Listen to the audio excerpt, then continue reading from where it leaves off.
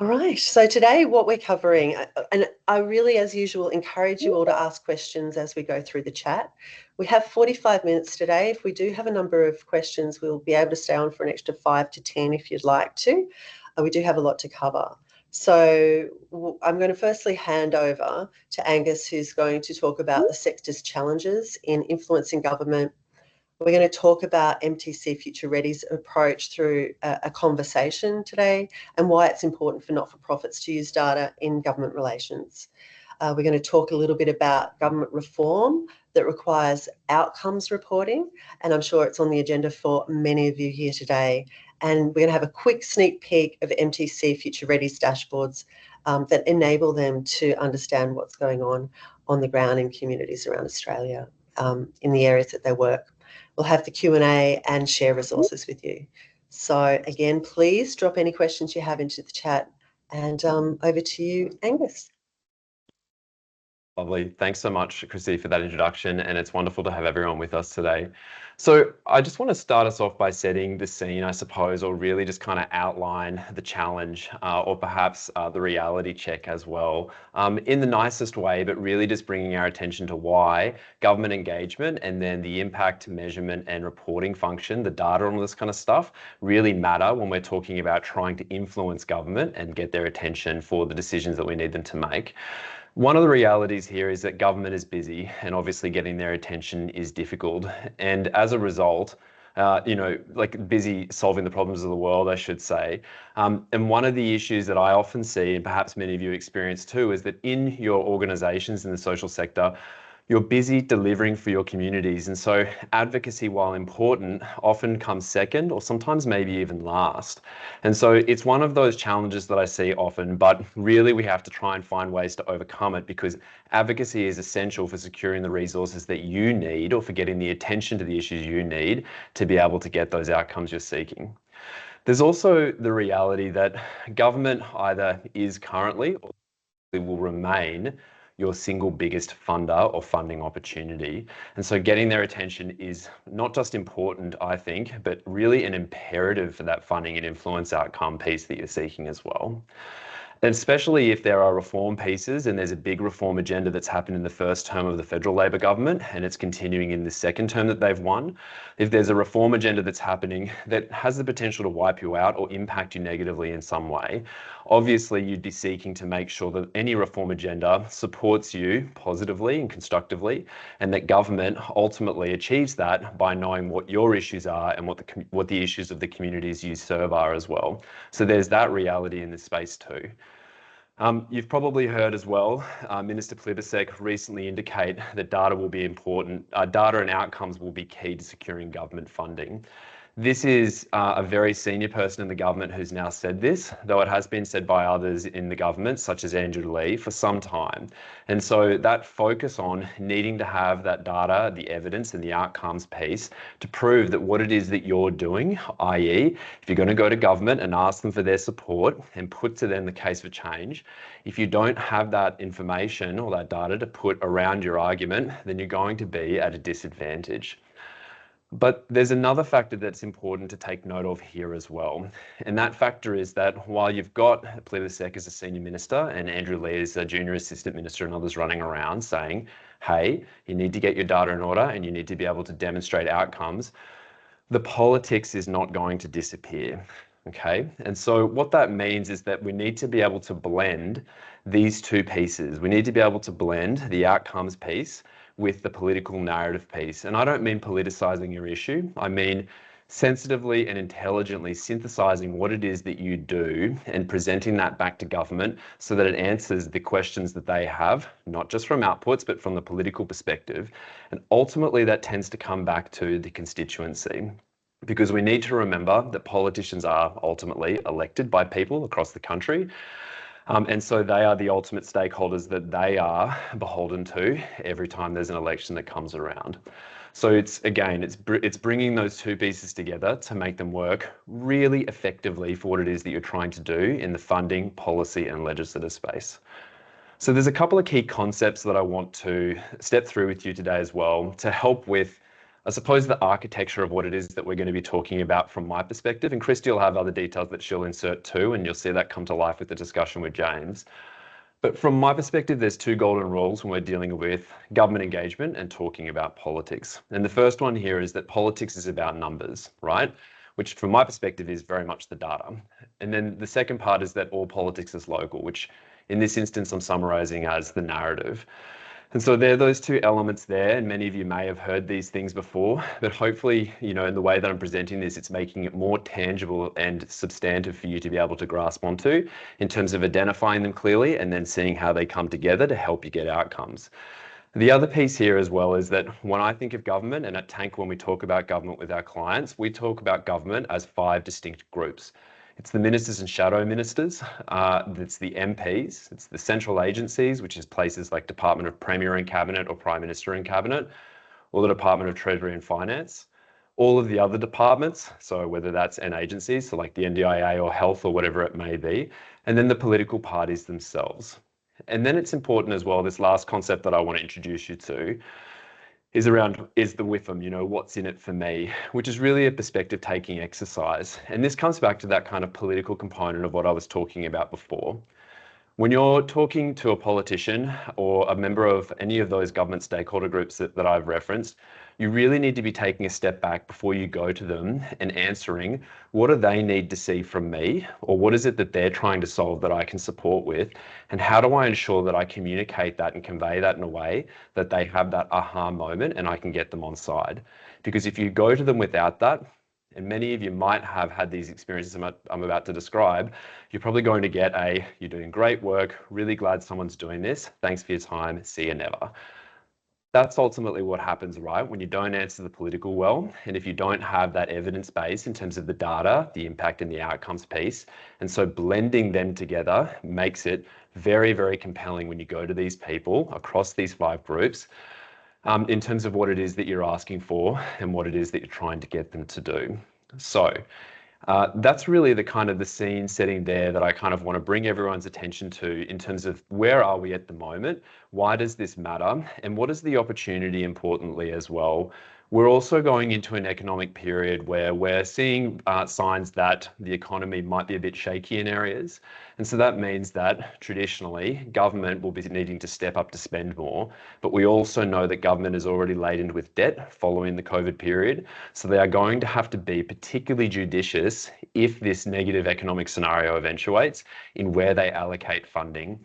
And so to be competitive from your perspectives, I think it is, again, an imperative that you answer these things really, really well. And I'm not saying that it's easy, but I am saying that it is definitely worthwhile. And James is a great example of that today. And I'm really excited to hear that conversation.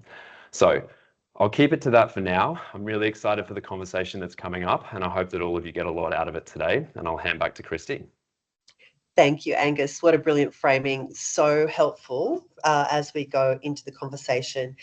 And to help us get a handle on MTC FutureReadh and the work you've done, first, James, could you just share a little bit about the growth journey of the organisation? It's grown significantly in the last 3 years. Can you tell us more about that, and how is the work that you've done to be data informed as an organisation helping with that growth? Sure, absolutely. Firstly, thank you very much, Christy, for your introduction for myself and for MTC FutureReadh. Thank you, everybody, for coming along today. Our story, I think, is something that we're very proud of, but at the same time is not entirely unique in the space either. So MTC, particularly over the last 3 years, has gone through a significant growth period, but it's not without intent. It was something quite a number of years ago. I'm sure many people on this call are familiar with the cycle of federally funded programs, and one in particular was the TTW program that we had formally delivered. So for many years we were excellent deliverers of the program, as we have been in all the programs that we deliver across Australia. But we were always great storytellers. As a not-for-profit, we're big hearts. Our staff have big hearts, and we're in it because we love to see the change that we make in people's lives. And that was something that we were really proud of. And for a really long time, that was enough. That was good. And when that TTW cycle came around, we were a strong performer. We put in a bid. That was a key part of our revenue stream. And there was, I think, to be fair, a bit of an assumption that we were going to keep the good times rolling, and we were going to get another contract, and we didn't. And it was a huge shock for the organisation. And it was a bit of a penny drop moment where I think it brought us a little bit of clarity going, these are federally funded contracts that we deliver, and nothing is guaranteed. You never know what the decision is going to be of the government. And we probably need to be a little bit more sophisticated in the way that we start to approach opportunities. So we need to have a think about what have we done in the past, what can we do right now, but what is also our future goals as an organisation. So when we had that consideration, we pivoted, and the thing that we started to lean on was data, because we knew that data was something that would inform where we're going, but also give us a really clear picture of where we were. And when you have a big loss, you go into the forensic mode and you start picking apart, what did we do wrong? What did we miss? Was there something we didn't answer? So as we started to go through that process, we saw opportunity, and we thought, okay, we have a lot of data here. We are strong performers, but we probably haven't given it the time that we needed to be able to put that at the forefront of the things that we do. We're great storytellers, but the story gets you so far, but the people who make the decisions need a little bit more, and they're telling us they want a little bit more. So we pivoted towards data. But not only did we look at it as a program and as an organization, but we started to see the value in a region by region approach. And again, that was probably triggered by the fact that when you're thinking from a tender perspective, you have to respond per region. So you need to be smarter about the way that you approach it. So as an organization, we invested heavily in resources to do that, but it was manual labor. And I had a staff member in my team who was amazing, an amazing person. We absolutely loved the work that she did, but she would spend 4 days a week pulling together spreadsheets and doing mapping and all of this stuff. And when she would produce it, it was amazing. And we could sit down and we could make decisions really clearly. But the time that she would use to pull those things together, it was labor intensive. And also there's a limit as a not-for-profit on what we can spend in those resources. So we're going, the output is great, but maybe there's a better way for us to approach this. So that's when we started to think about what options are there out in the market that we might be able to look at. And we came across Christy and Seer Data. And it was actually that data person who recommended that this is the approach that we should take. And I'll never forget the words that she said to me at that time, was she said, if this works how I think it will work, it could probably do in a day what it takes me 4 days. And I thought, that's amazing. We have to look into this. So we went down the path, and we'll have a display a little bit later of where we landed with that. But the big driver behind that resource was, how can we be efficient? How can we be sophisticated? And how can we get ourselves into a position that we have the most accurate, live, and up-to-date understanding of every region that we operate in at any given time, which is going to help our decision making. And then now that we know that data, what can we do to start to influence change in those regions? How can we make a compelling argument to government that we really are as good as our stories said we were, but here's the story and here's the data. So we could then approach it with some strategy. And a great segue over to Tanck was, that's when we started talking to Tanck as well, to say, what can we do to pull this data piece and this government strategy piece, put it together, because we think that's going to be a winning formula. Yeah, absolutely, James. And it's really exciting to see how quickly it's all come together and how much value it's provided you. Can you just talk a little bit more about what you've been doing at that local level with MPs to inform them with the data, and then more broadly with departments? And of course, like, I'm sure everyone wants to know, how has this effort helped MTC FutureReadh shape policy? Mm-hmm. Well, it's been something now that we just do as BAU, where you start to think about, and I love Angus's acronym WIFM. That's our favourite thing we throw around. But we're very sophisticated, very very quick to get to. with them. If we're thinking from a government policy standpoint, what's in it for them? But also we want to think the same thing. What's in it for us? How can we find that happy medium where we're getting our wins, but we're also tying into government agenda? And at a local level is not always the same at a national level. So it's being able to understand those two things. So when we look at the data, we have two data sets at MTC. We work with internal data and external data.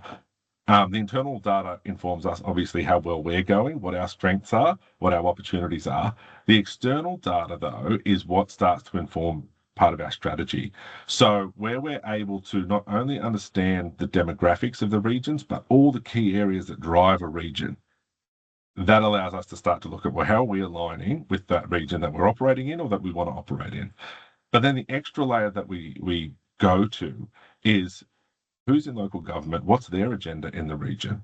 So if we can understand those two things through the data that we're pulling together, then that allows us to position to play to the WIFM for that person, for that region, while also the WIFM for ourselves. So that piece there is so critical to all the work that we do at our local sites within a region. So you're always going to have your overarching strategy within your programs and within your organization, but where you can tailor parts and you can flex within your service delivery models to start to be place-based in the way that you're delivering service and then highlight that to local government is where you start to be someone that local governments want to talk to, that MPs start to notice, because they're seeing that you're doing something for their region, you're doing something for their voters, and you're delivering on the promises that they made as a government.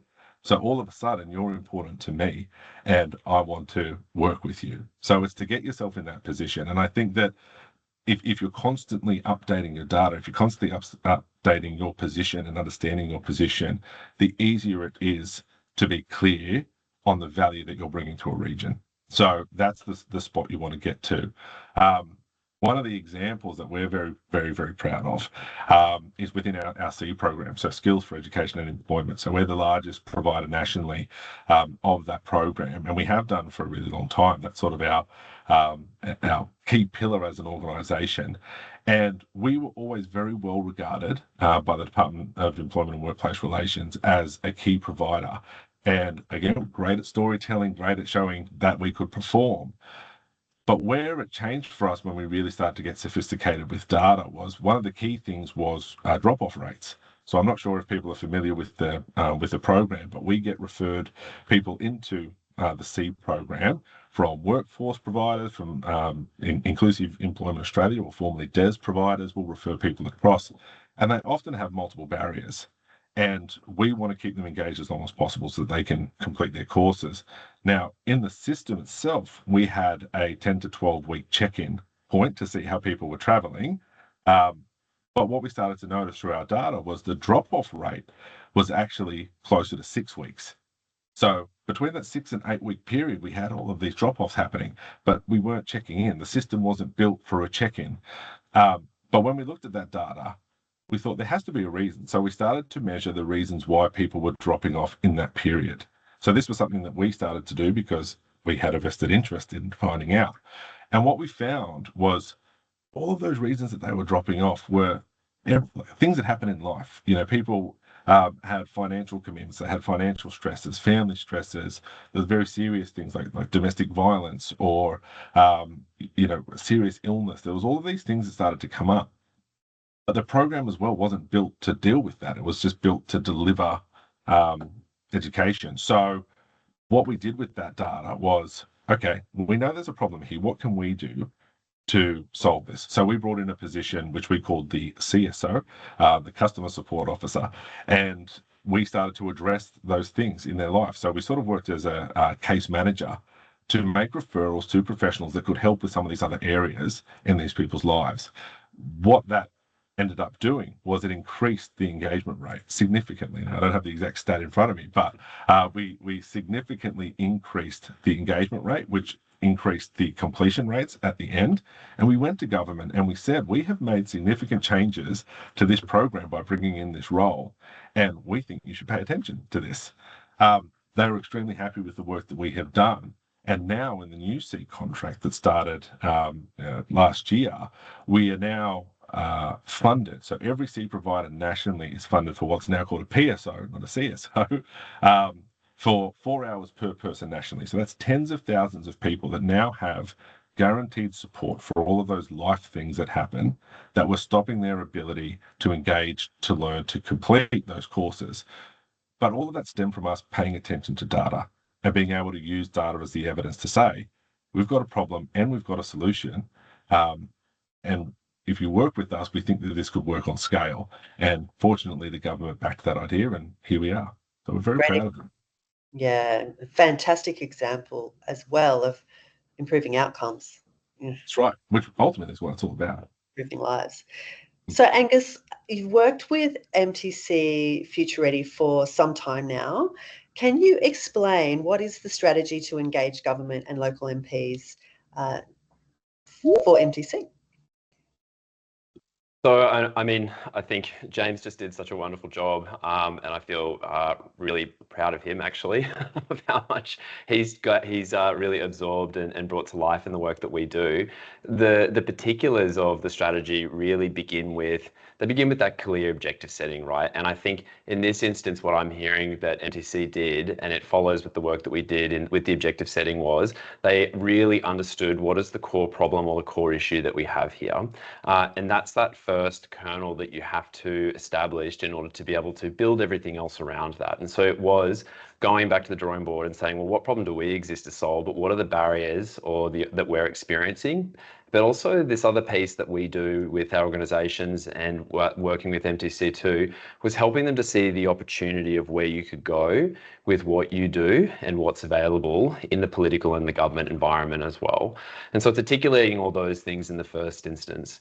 And then it's looking at data too around, okay, well, where do you exist? And so it was mapping MTC's footprint, changing it from LGAs or the employment regions, which means something to a local government person if it's an LGA, obviously, or to the department if it's an employment region. But frankly, it doesn't mean anything to an MP because an MP is interested and responsible for their electorate. And so in the first instance, when we first started working with them, it was that data mapping piece, which I now know that Seer, you've got these wonderful dashboards that are able to do that really effectively and excitingly in real time, which is fantastic, or keeping it very up to date.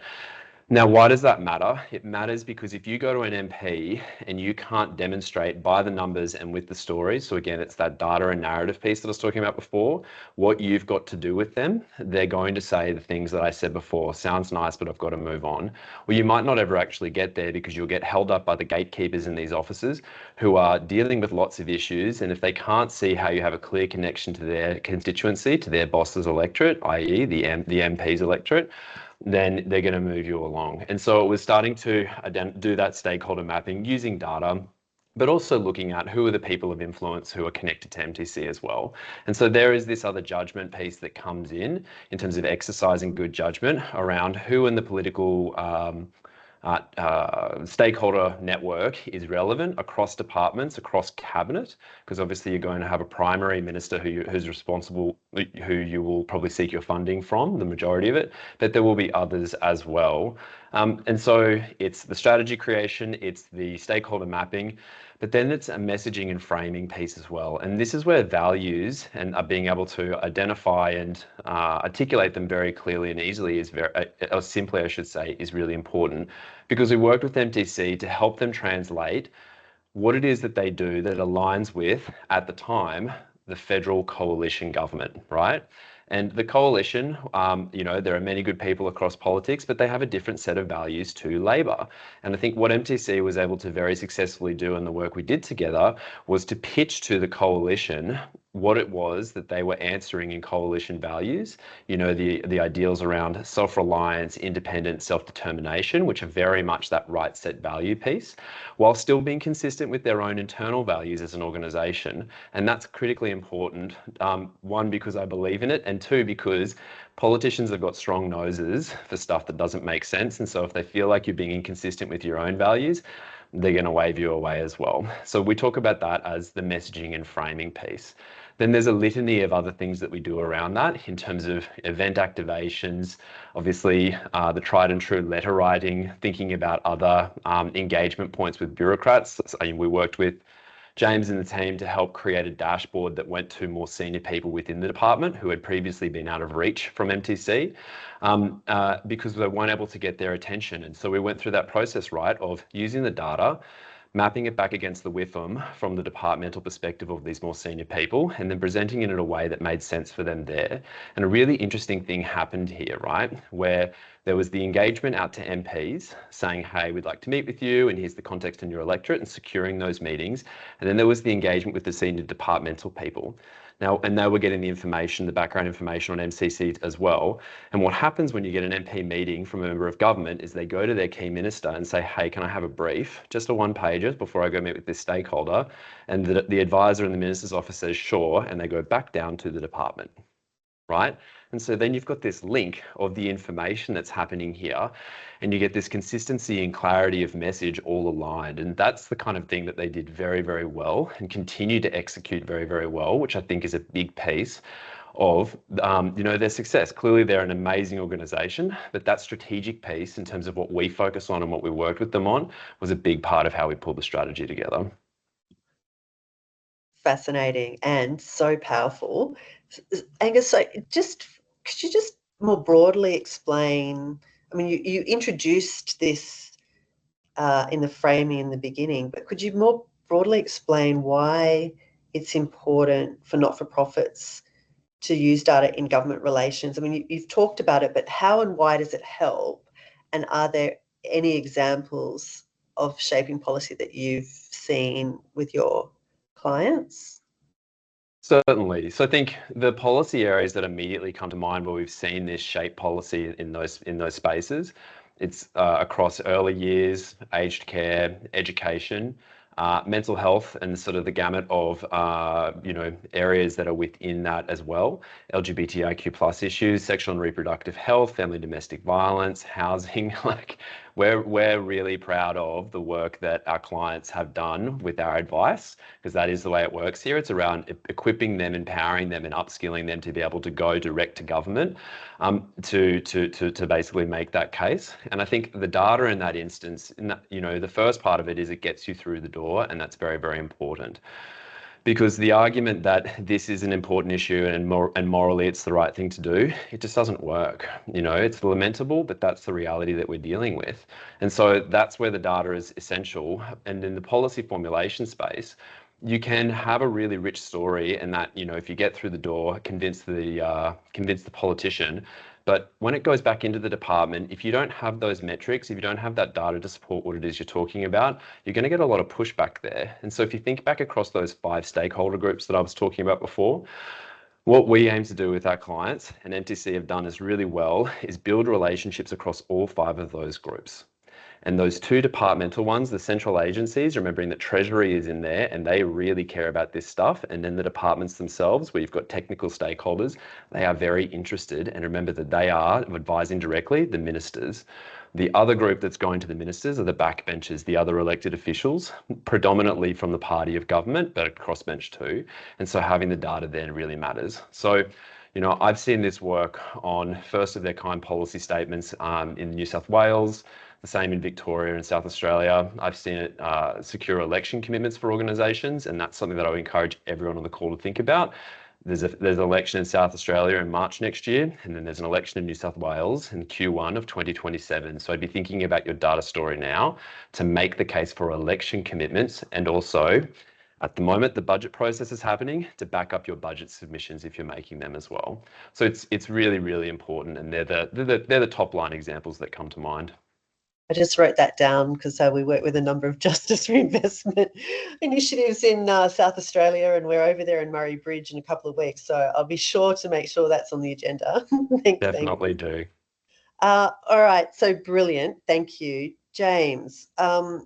One of the reflections I often hear in the not-for-profit sector as I'm working with people day in, day out is that governments don't ask all the questions. Maybe they can't ask all the questions to get a complete understanding of what's really happening through the reporting processes that they have. So in other words, they only see the data they ask for, perhaps through a compliance lens. And, you know, until very recently, for the most part, it's outputs kind of data.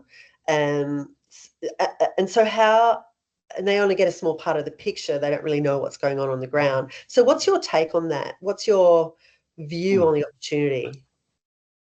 Well, it's an interesting one because I hear the same sort of reflections, and I've worked in this industry for a long time, and I've worked at every level as well. So you hear the very frontline chatter as well about they don't understand, they don't get it, they don't care, all of those sorts of things. And then sometimes when you get decisions back from things that you put in for submission, you start to question it as well.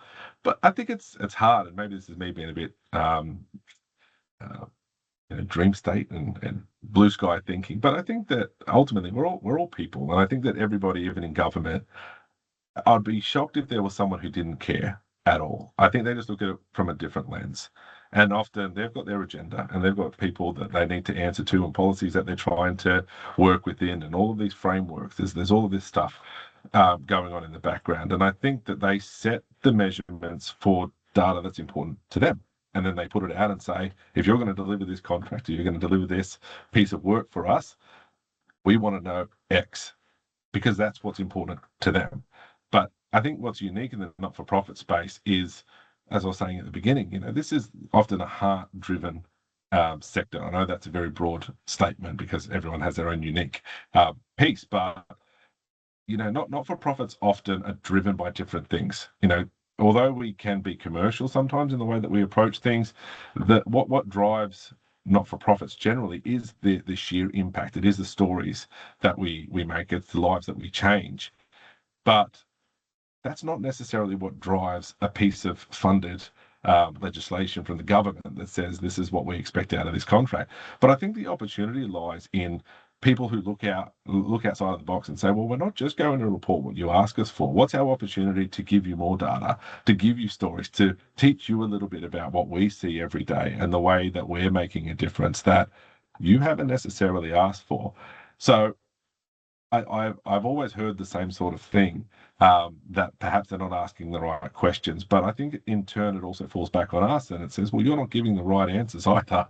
So you could say, here's what you asked for and here's a little bit extra, because I think that they would care if they saw it. But humans only have a limited brain capacity. Eventually you just go, I need to know this, and I've got a million things going on in my life, and this is what drives the tick a box exercise that I need to do. But until you lead them to water, they may not drink. So you need to have that conversation. As an example, yesterday I was having a chat. Actually, I was in the room, fortunately, with some very influential people, and we were talking about some policy. And I got on my not-for-profit high horse and spoke about real grassroots stories. And this is the thing that I could see that could happen right now. And I know what we're talking about is a big piece of work, but this is achievable now. And that led to now a side chat where one of the people pulled me aside and said, actually, I'm very interested in what you said. And I just think, again, if I didn't volunteer that information, they never would have asked. And again, it wasn't that they didn't care. It's just that they needed me to draw their attention. So I think that's where the opportunity lies. Really interesting, and kind of ties into the next question, Angus, which is about Minister Plibersek's announcement on the reform of requirement for outcomes reporting. And I'd love your perspective on this. Will this help the Minister and departments and service providers get a better understanding of evidence? And how far away is the sector from being able to report on outcomes and evidence, not just outputs? It's a curious point, right? From my perspective, because of what I was talking about before around, okay, yes, there's this decision that there is a stronger focus on needing to demonstrate outcomes, and the data is going to really matter to be able to prove that and demonstrate that. But the politics, if the government was to ignore the politics, I would be very confident they will lose an election, right? Because the point here, and I think James has sort of spoken to it in part of what he said as well, is that it doesn't give you the full picture of what's going on necessarily when you're talking about outcomes, particularly if you think of the inverse of that, I think, of if there are no outcomes to show. Because if it's just outcomes that are being measured, it's not potentially picking up all of the other problems that are preventing you from getting them. It's been interesting to see some of the comments in the chat as well that have sort of alluded to this in different ways, I think, and some other interesting points too. But I think that it will, cynically, I go, it might make it easier for the government to say no to funding some things because they go, we're overwhelmed. If you can't give us outcomes data, then we're just not going to fund you. And so it gives us a smaller set of people that we deal with. And so I think there's a risk there for those in the sector who are either at the start of their data journey or who are really struggling or what have you, where you could be left behind. And so it does concern me that there's a risk there, because if you're competing with the established orgs that have this stuff set up and working well, what do you do and where do you go? My answer to that is that piece there of getting the fundamentals right, of understanding where you exist, so that electorate mapping piece, understanding who you need to engage with on an MP basis, transferring or transforming what it is that you do, your story to answer the WIFM for those people, is going to help you stay competitive and stay in the race, particularly if the purpose then, and I'd suggest this probably is going to be important, to say we actually need support to invest in the tools and the resources that we need to capture the data to then be able to provide you with the outcomes reporting and all this kind of stuff as well. So I think that's a really big piece from my perspective in terms of what's going to happen there. I think, there's also this other part where, you're always going to have complex problems that are very difficult to summarize. And so I think that's a piece that data can't always answer on its own, but obviously data when turned into information can, and it can be the rationale. And so I think the other thing here that's important to keep in mind is that from a skills perspective, the people that you're talking to, MPs and even some departmental people, they might not actually have the expertise that you have within the social sector. And so to James's point around what is the opportunity or what is the task ahead of you, it is around trying to inform them, advise them, maybe even educate them on the specific issues that you're experiencing within your sector. And I know whenever I meet people and I say this, they say, yes, I'm already doing that. But then when I drill down and actually ask them for the details of it, the gaps emerge, or the opportunities, I'm trying not to use negative language, right? Gaps or opportunities emerge where I say, I can see why that didn't work. And it's because you didn't do the foundational work of understanding the WIFM. You didn't do the framing piece of exploring, how can I actually make this relatable and understandable to them from that perspective? And some people you're going to get all of that right and they're still going to send you away. But there will be plenty of others, as James said, who will be interested in this and who do care about this. And I think it comes back to a fundamental of politics, which is that most politicians, the vast majority that I worked with, were really good people. Even the ones who I disagreed with on certain issues, they had the right intentions for why they were elected and for their representation of their community. And so it's finding ways to try and tap into that, which I think is a strength of the social sector, being able to convey that human story and connect with human empathy and compassion is an important thing to bring along as well. And so data and the outcomes piece is very, very important and will become more so, but don't lose that narrative storytelling piece as well. It will always be important in terms of what's happening in the political domain.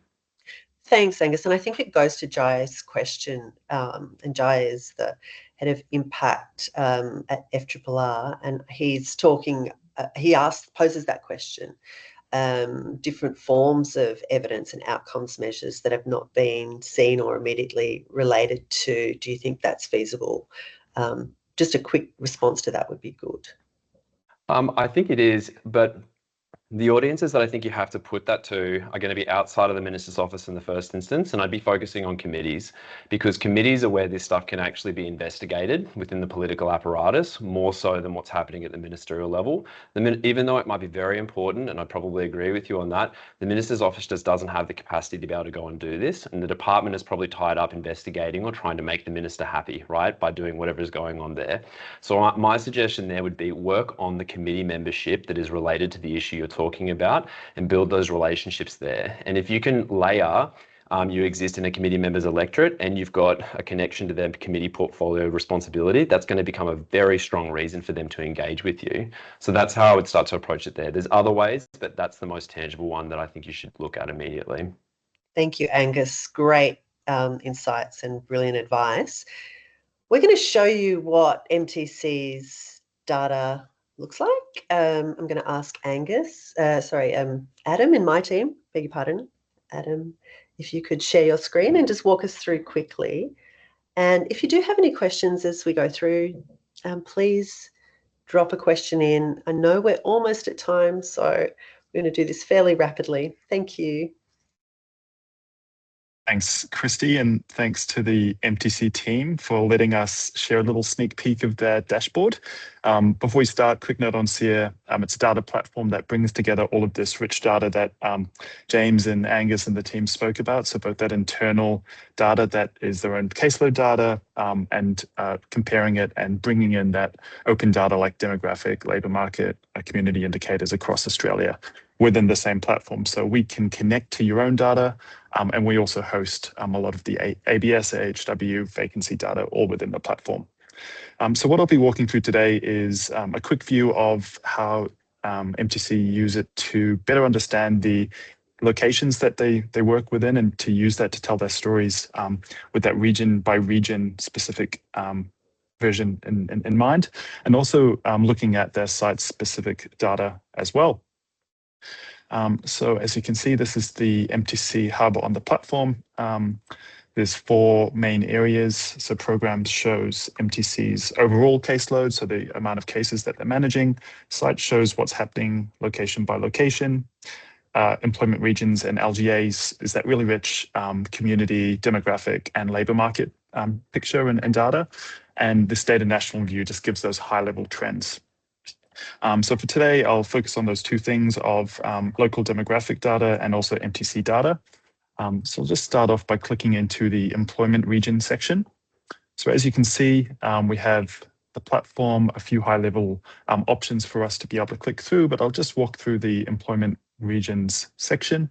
So you've got some really high level information like, population, unemployment rates, unemployment, youth unemployment, participation rates, and you're able to tailor this by locations and look at a lot of different types of data to be able to filter.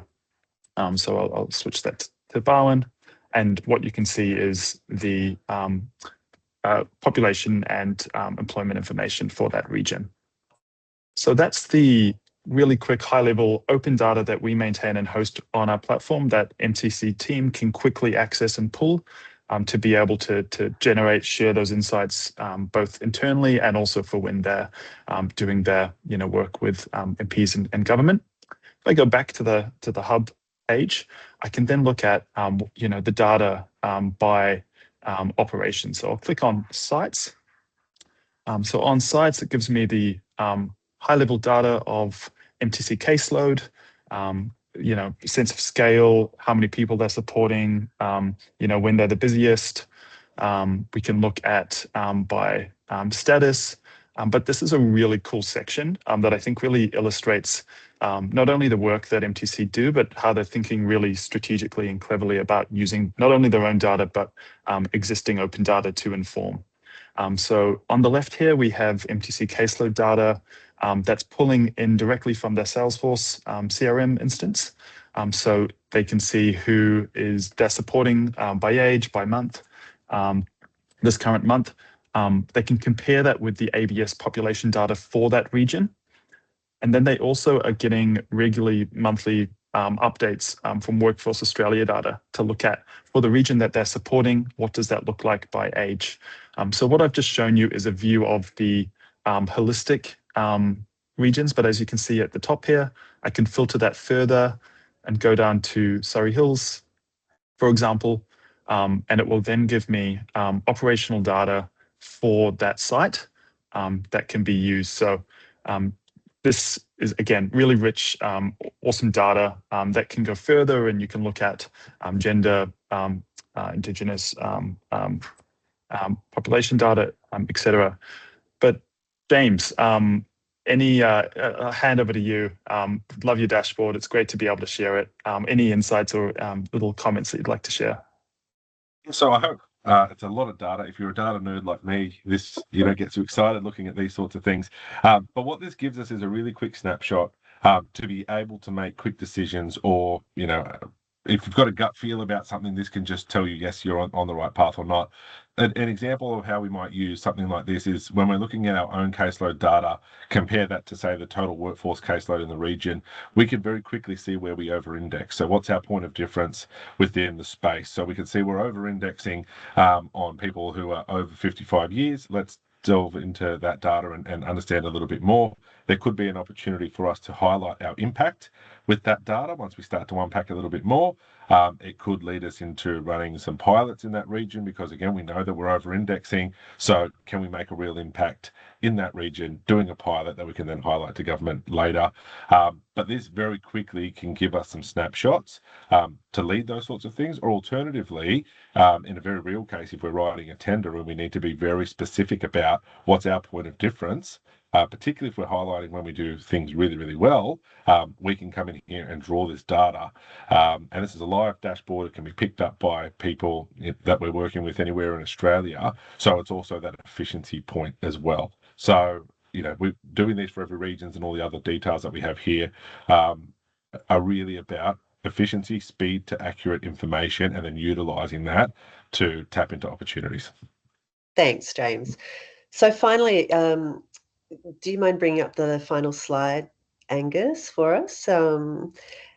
James, before I announce our amazing partnership with Tanck, I just wanted to ask one last question. We see, I think there's been a really significant underinvestment in technology and systems and in data. So not just in data systems, but in digital innovation more broadly. And MTC FutureReadh actually is really well placed because your former CIO is now your CEO, Rob Marshall. Unique position for your organisation to have someone leading the organisation with a technology background, of course. What's your approach to adopting technology and investment? It does help having somebody like Rob as the chair, because sometimes you need someone to be brave to make these decisions for an organisation, but to have someone who understands the power of technology is very, very helpful for us. But as an organisation, we pride ourselves on being innovative and looking at jobs of the future. So we're very keen to position ourselves towards that, and we understand that technology is a key part of that. It needs to be done safely. That's one of our key parts. But provided that you do your due diligence, there's so many opportunities out there for you to I hate this term, but I'm going to say it. You work smarter, not harder. There's all of these things out there that can just make things more efficient. Speed to data, ease of access, like these sorts of things to help people along are critical. There's cost savings to be done with it. You just need to be able to clearly articulate the benefits to your organisation and have the right people to back it. So we're very fortunate that we have a former CIO as our CEO, but quite a progressive leadership team who are happy to take these chances. But you've got amazing organisations out there who will help you navigate that whole safety piece, because I think that's a big concern for people. But, like working with Seer, we went through our due diligence and you guys were amazing at helping us feel safe in utilising the technology. So it's just a matter of going through the right process. But I think the benefits once you start using it generally far outweigh the risks. So that's our approach to things, is we're always looking for what can help us be more nimble as a business and what can help us make more impact in the sector. And efficiency is a key part of that. So that's where we look at systems. So I recommend, especially small to medium businesses, if you're looking for amazing results and cost effectiveness, look at the tools that are out there, because there are solutions. Thank you, James, and congratulations on all of the amazing work that MTC FutureReadh does and all of the incredible progress. And thank you, Angus, for partnering with us. We are really thrilled to be able to work with you and your team and support not-for-profits to engage with government and MPs in a meaningful way, using data and blending your incredible expertise and our technical knowledge. So thank you very much. And we're thrilled to be partnering with you. So finally, everybody, thank you for hanging on a couple of extra minutes today. I really appreciate that. We are inviting you to reach out to us. Tanck and Seer will be on call to do a joint consultation specifically for your organisation. So I'm sure that you would hopefully love talking with us about, how you can take action on some of your problems that you might be trying to solve with government relations right now. So jump in, sign up, and one of our team members on both sides of our organisations will join you. Again, thank you everybody for joining us. Really appreciate your time, James. I know you've got a board meeting to get to, so I'll end it here. And once again, please reach out to us, and looking forward to future conversations with you all. Have a great day, everyone. Thanks so much, Chris.